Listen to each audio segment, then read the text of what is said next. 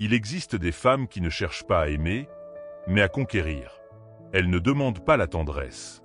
Elles réclament le contrôle.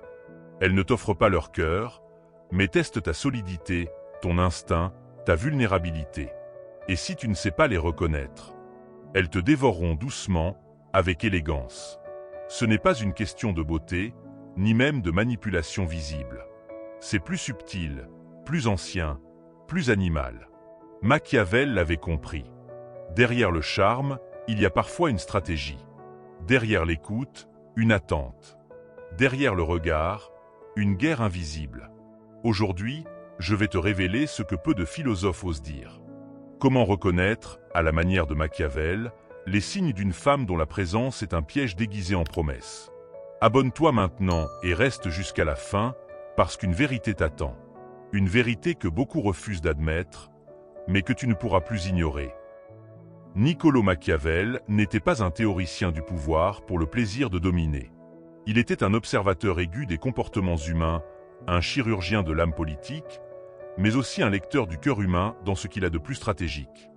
Dans Le Prince ou L'Art de la guerre, il ne parle pas d'amour. Mais tout y parle de rapports de force, de loyauté fragile, de stratégie invisible.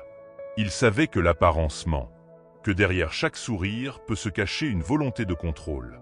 Loin de notre époque romantique, il comprenait que certaines personnes, femmes ou hommes, n'agissent pas par amour, mais par calcul.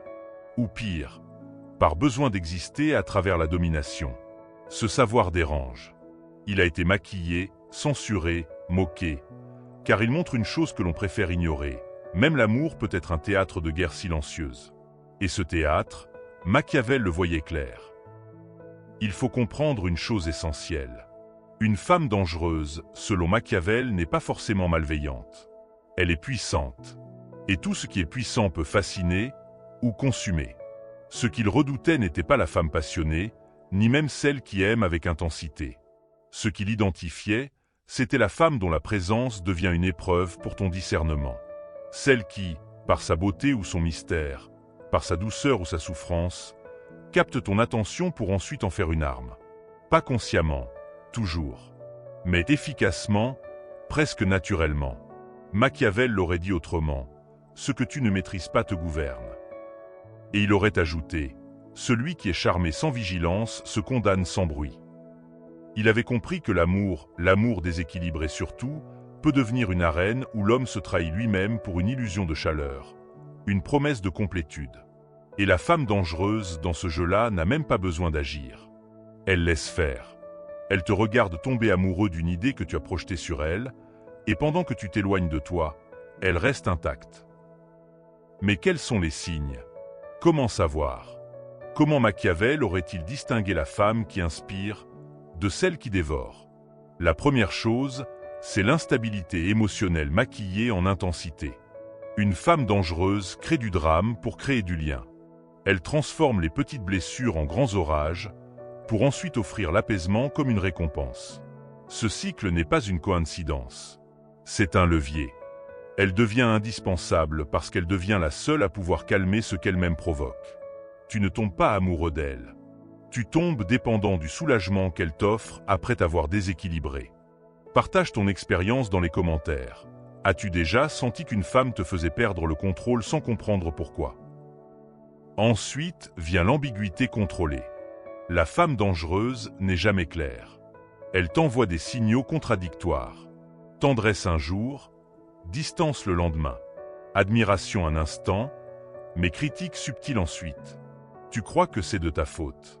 Tu cherches à mieux faire, à mieux comprendre, mais plus tu avances, plus elle recule. Et plus elle recule, plus tu t'accroches. Machiavel aurait vu là une stratégie digne d'un prince rusé, maintenir l'autre dans l'incertitude pour garder l'ascendant. C'est l'art de la carotte et du bâton appliqué à l'intimité. Elle te donne juste assez pour que tu restes, mais jamais assez pour que tu sois en paix. Troisième signe, elle ne se dévoile jamais complètement. Ce qu'elle te raconte, ce sont des bribes, des fragments, des vérités choisies. Elle parle de ses blessures, mais rarement de ses responsabilités. Elle évoque ses ex, mais toujours comme des monstres. Elle te donne l'impression d'être exceptionnelle parce que tu es le seul qui la comprend. le seul qui voit vraiment. Mais en réalité, tu n'as encore rien vu. Elle t'a donné un rôle, pas une place. Machiavel aurait appelé cela l'art de la manipulation par la vulnérabilité. Ce n'est pas la force qui contrôle, c'est la faiblesse bien utilisée. La femme dangereuse ne t'impressionne pas par ce qu'elle impose, mais par ce qu'elle semble traverser. Tu veux la sauver, la réparer, la rassurer. Tu deviens le héros de son récit tragique. Et c'est là que tu perds. Car pendant que tu essaies de combler ses vides, elle habite les tiens. Autre signe, la femme dangereuse utilise le sexe comme langage de domination, pas comme expression de l'amour. Elle ne cherche pas l'union, mais l'attachement. Elle te donne le plaisir pour réclamer ton obéissance. Et souvent, c'est toi-même qui t'y perds. Tu penses que cette intensité physique est une preuve d'amour, alors qu'elle est parfois un outil pour verrouiller ton esprit. Tu t'attaches à la sensation, pas à la personne. Et elle le sait. Mais il y a pire. La femme dangereuse peut se transformer en miroir de tes fantasmes. Elle lit ce que tu veux, et elle devient cela. Tu veux une femme douce? Elle sera tendresse. Tu veux une femme forte? Elle sera indépendance. Tu veux une femme blessée? Elle sera douleur. Pas parce qu'elle ment, mais parce qu'elle s'adapte. Elle se moule à tes projections jusqu'à ce que tu sois trop impliqué pour voir qu'elle n'était qu'un reflet. Et quand la vraie personnalité commence à apparaître, il est trop tard. Tu as déjà investi ton énergie, ton temps, ton identité. Tu veux rester même si tu sens que quelque chose ne va pas. Machiavel l'aurait dit ainsi. On ne conquiert pas une forteresse par la force brute, mais en y entrant déguisée. C'est ce que certaines femmes dangereuses font avec ton cœur. Elles entrent, habillées de ce que tu désires, puis prennent le contrôle de l'intérieur. Il faut aussi parler du rapport au pouvoir. Une femme dangereuse ne cherche pas nécessairement à te détruire. Ce serait trop simple. Elle veut que tu t'oublies, que tu sois à elle entièrement. Corps, cœur, pensée. Et elle le fait subtilement, par des critiques douces, des conseils constants, des comparaisons anodines. Elle modèle ton identité pour qu'elle lui convienne. Tu changes sans t'en rendre compte. Tu perds ton feu, ton centre, ton axe. Et à la fin, tu ne sais plus si tu es avec elle ou sous elle. Il est important de comprendre que tout cela n'est pas forcément conscient. La femme dangereuse agit souvent depuis ses propres blessures, ses propres manques, ses propres traumatismes. Mais Machiavel nous invite à ne pas confondre compréhension et soumission. Comprendre une mécanique ne signifie pas s'y abandonner. Il ne s'agit pas de juger, mais de voir clair. Et surtout, de rester souverain. Le dernier signe que Machiavel aurait relevé, l'inversion subtile des rôles. Tu finis par te justifier d'aimer. Tu te sens coupable d'être trop présent. Tu t'excuses d'être toi. Chaque discussion devient une épreuve. Chaque parole est retournée. Tu n'es plus dans une relation. Tu es dans une négociation constante. Et ce que tu négocies, c'est ta paix intérieure. Il y a une phrase que tu dois retenir. Une femme peut être fascinante sans être saine pour toi. Le mystère n'est pas toujours un charme. Parfois, c'est un brouillard pour dissimuler une prise de pouvoir. Active la cloche pour ne pas manquer les prochains enseignements sur la psychologie féminine et le pouvoir personnel. Ce que tu dois comprendre à ce stade, c'est que le danger ne réside pas dans la femme, mais dans ta cécité. Dans ton envie de croire, même quand tout hurle le contraire. Dans ta peur de perdre qui t'amène à tout donner. Une femme dangereuse n'a besoin de rien forcer. Elle sème et regarde ce que tu fais de ses graines. Et si tu n'as pas de racines solides, tu deviendras son jardin, pas son égal. Il y a une illusion profondément ancrée dans notre époque, celle de croire que plus une relation est intense, plus elle est vraie. On confond vertige et vérité.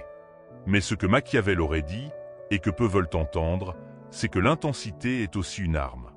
Une relation peut être violente sans cri, toxique sans poison, destructrice sans qu'un mot dépasse. Et la femme dangereuse est souvent celle qui manie ce feu avec élégance. Elle ne t'agresse pas, elle t'enlise. Elle t'amène là où tu ne voulais pas aller, mais où tu finis par rester. Il faut parler de l'ego, car c'est là que tout commence. L'homme qui se laisse aspirer par ce type de femme n'est pas forcément naïf. Il est souvent en quête, en quête de reconnaissance, de réparation, de fusion. Il cherche une mère, une amante, une muse, parfois tout à la fois. Et quand une femme incarne ce que son ego demande, il cède. Il se soumet à son propre manque déguisé en passion. Machiavel aurait appelé cela un renversement de pouvoir par faiblesse intérieure. Tu es conquis, non pas par elle, mais par ton propre vide. Elle ne fait que l'habiller. Il faut du courage pour reconnaître cela, parce que l'ego préfère accuser l'autre. Dire « elle m'a manipulé », plutôt que de dire « j'ai abandonné ma vigilance pour goûter une illusion ». Mais tant que tu ne regardes pas ta part de responsabilité, tu ne guéris pas. Et c'est là que Machiavel devient utile. Il ne moralise pas, il observe. Il te dit « voici le jeu, voici les règles. Joue avec conscience ou tu seras joué ». Il y a aussi une croyance romantique moderne qui nous affaiblit, celle de croire que l'amour purifie tout, que si l'on aime suffisamment, tout s'arrange, que la femme blessée cessera de blesser, que la froideur deviendra chaleur, que la distance se comblera. C'est faux. L'amour ne transforme pas ce que l'autre ne veut pas changer. Et parfois aimer quelqu'un, c'est le laisser partir. C'est refuser de jouer un rôle dans son théâtre intérieur.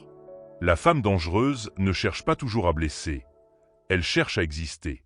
Et pour cela, elle active les leviers qu'elle connaît, la séduction, le manque, la confusion. Ce n'est pas toujours calculé, mais c'est efficace. Et toi, si tu n'as pas fait le travail de te connaître, tu ne verras rien. Tu croiras aimer, mais tu seras en train de fuir ta solitude à travers elle. Tu penseras la sauver, mais tu te détruiras doucement pour lui ressembler. Il faut aussi évoquer les femmes qui incarnent inconsciemment l'archétype de la tentatrice. Celles qui, blessées par le passé, ont appris à séduire pour se sentir en sécurité. Celles qui testent les hommes pour ne pas être trahies, qui contrôlent pour ne pas être vulnérables. Elles ne sont pas mauvaises, elles sont méfiantes. Mais leur stratégie peut devenir destructrice pour ceux qui les aiment sans discernement. Machiavel aurait dit « Ce qui est fait pour se défendre finit parfois par attaquer ». Et dans l'intimité, ces attaques sont souvent silencieuses. Critiques déguisées en conseils, jalousie maquillée en amour, manipulation présentée comme de la sincérité. L'homme qui ne voit pas ces dynamiques se perdra dans un labyrinthe sans sortie. Il giustifiera l'ingiustifiable. Il s'accrochera à des bribes d'amour. Il interprétera les silences, les absences, les ambiguïtés comme des épreuves à surmonter. Alors qu'en vérité, il est en train d'être vidé. Tu reconnaîtras ce moment. C'est celui où tu ne sais plus qui tu es sans elle. Où tu attends un message comme un chien attend sa ration. Où tu modifies ton comportement, tes opinions, ta posture, juste pour ne pas la perdre. Ce moment-là n'est pas de l'amour, c'est de la soumission affective. Et Machiavel, s'il t'observait, ne dirait rien. Il t'observerait simplement en silence, parce qu'il saurait que tu n'apprendras qu'en tombant. Et voici le paradoxe. Plus la femme dangereuse t'épuise, plus tu t'accroches. Parce que l'ego refuse de perdre. Il préfère souffrir que de reconnaître l'erreur. Il préfère insister que de reculer. C'est là où la leçon de Machiavel devient une nécessité. Celui qui ne sait pas fuir ne sait pas gouverner. Il ne s'agit pas de fuir une femme. Il s'agit de fuir la version de toi-même qui accepte l'esclavage émotionnel au nom de l'amour. Une autre illusion toxique, celle du sauveur. Beaucoup d'hommes croient qu'ils peuvent aider une femme qui souffre, qu'ils seront différents des autres, qu'ils seront l'exception. Mais cela, c'est souvent de l'orgueil déguisé en bonté. Tu ne peux sauver personne qui n'a pas demandé à être sauvé. Et surtout, tu ne peux sauver une femme qui utilise sa douleur pour dominer. Elle ne veut pas guérir, elle veut contrôler. Et ton aide devient son arme. Machiavel nous met en garde contre cette naïveté stratégique. Il dit que celui qui entre dans une relation sans évaluer le rapport de pouvoir finira par s'y dissoudre. Et aujourd'hui, cela arrive partout. Des hommes brillants, solides, lucides, qui tombent dans des relations qui les vident et qui, en sortant, ne se reconnaissent plus. Tu dois comprendre que l'amour véritable ne te détruit pas. Il te révèle, il t'élève. Il ne crée pas de confusion. Il n'alimente pas tes peurs. Il ne t'oblige pas à mériter sa présence. Il ti onore, il te respecte. Il te parle avec clarté. Il te voit et te laisse exister. Une femme dangereuse, au contraire, te demande de te tordre, de te justifier, de devenir plus ou moins que ce que tu es. Elle ne te demande pas d'être. Elle te demande de te transformer pour mieux te tenir. Ce n'est pas de l'amour, c'est un marché. Et dans ce marché-là, tu perds toujours plus que ce que tu reçois. Voilà la vérité que Machiavel aurait murmurée à l'oreille de tout homme qui tombe amoureux d'un regard brûlant. Observe ce que tu ressens, mais regarde aussi ce que tu deviens. Si ton feu intérieur diminue, si ton esprit se trouble, si ton cœur s'alourdit, ce n'est pas l'amour. C'est un piège. Et ce piège, aussi subtil soit-il, a toujours le même effet. Il te décentre, il te fait sortir de toi, il te fait trahir tes valeurs, renier ta lucidité, douter de ta lumière. Ce que tu prenais pour un lien profond était peut-être une corde autour du cou. Mais cette corde, tu peux l'enlever. Encore faut-il oser regarder la vérité. Maintenant que tu sais, que faire? Comment sortir d'une emprise affective sans brutaliser ton cœur? Comment distinguer une femme simplement complexe d'une femme véritablement dangereuse? La réponse n'est pas dans le rejet, elle est dans la clarté. Et cette clarté commence toujours par une rencontre avec toi-même. La première étape, c'est de t'écouter, mais pas ce que tu veux entendre. Écoute les signes silencieux que ton corps t'envoie. La fatigue émotionnelle, l'anxiété diffuse, le sentiment constant de devoir prouver quelque chose. Si une femme te fait sentir que tu dois gagner son amour en permanence, ce n'est pas de l'amour. C'est un test sans fin. Et à long terme, ce test détruit. Pose-toi cette question simple. Est-ce que je me sens plus libre, plus vivant, plus ancré? Ou est-ce que je suis devenu dépendant, nerveux, confus? L'amour qui élève se reconnaît à ses fruits. Il ne te fait pas douter de ta valeur. Il ne t'oblige pas à implorer. Il t'accueille. Deuxième étape, l'observation lucide. Arrête d'interpréter ce qu'elle dit. Regarde ce qu'elle fait. Le comportement est toujours plus vrai que les mots. Une femme dangereuse dira ce que tu veux entendre, mais agira selon ses intérêts. Elle promettra la paix, mais alimentera le trouble. Elle te dira qu'elle t'aime et disparaîtra. Ne te perds pas dans ses discours. Analyse ses schémas. Voici un exercice machiavélien. Prends une feuille et trace une ligne au milieu. À gauche, écris toutes les fois où tu t'es senti nourri, respecté, compris. À droite, toutes les fois où tu t'es senti nié, effacé, rabaissé. Et observe, la balance ne ment pas. Si tu dois te convaincre qu'elle est bonne pour toi, alors elle ne l'est probablement pas. Troisième étape, la reconquête de ton centre. Car tout danger extérieur ne devient destructeur que si ton intérieur est affaibli. Renforce ton axe. Crée des rituels de recentrage. Cela peut être une pratique matinale de silence, d'écriture, de marche en conscience. L'essentiel, c'est de revenir à toi tous les jours, même si ce n'est que 15 minutes. Tu n'imagines pas à quel point ce geste simple peut changer ta trajectoire affective. L'homme qui médite sur lui-même devient plus difficile à manipuler, parce qu'il ne confond plus la chaleur du manque avec la lumière de l'amour. Il sent quand quelque chose est faux, même si tout semble beau. Il presse l'ombre derrière le sourire, et il agit. Quatrième étape, redéfinis ton langage de l'amour. Si tu crois que l'amour, c'est souffrir, attendre, espérer, alors tu attireras des femmes qui confirment ce schéma. L'univers ne t'offre pas ce que tu veux. Il te reflète ce que tu crois mériter. Alors change ton mythe. Décide que l'amour, c'est la clarté, la sécurité, la présence. Et tu verras, tout changera. Une femme dangereuse ne pourra plus te séduire si tu n'as plus faim de chaos. Elle t'ennuiera. Et c'est un bon signe, car l'âme pacifiée ne s'éprend plus du drame. Cinquième étape, l'art de la sortie. Si tu réalises que tu es prisonnier d'un lien toxique, il faut sortir. Mais pas dans la colère, pas dans l'explosion. Dans la dignité, dans le silence. Préviens une seule fois, et ensuite coupe. Subprime, bloquer, évacue. C'est brutal, oui, mais c'est nécessaire. Parce qu'un lien toxique, si tu le laisses ouvert, tentera toujours de revenir. Même 6 mois plus tard, même sous une autre forme. Et si elle revient avec les mêmes mots, les mêmes larmes, les mêmes regrets, rappelle-toi ce que tu as vécu. Rappelle-toi l'homme que tu étais devenu. Et ne reviens pas. Le passé est un mensonge déguisé en souvenir. Ce qui t'a détruit hier ne te sauvera pas demain. 6e étape, alchimise la blessure. Ce que tu as vécu n'était pas une erreur. C'était une initiation. Une initiation à ta propre faiblesse, à ton besoin d'amour, à ton manque d'ancrage. Ne rejette pas cette expérience. Transmute-la. Écris, parle, comprends, intègre. Et surtout, transforme la douleur en force tranquille.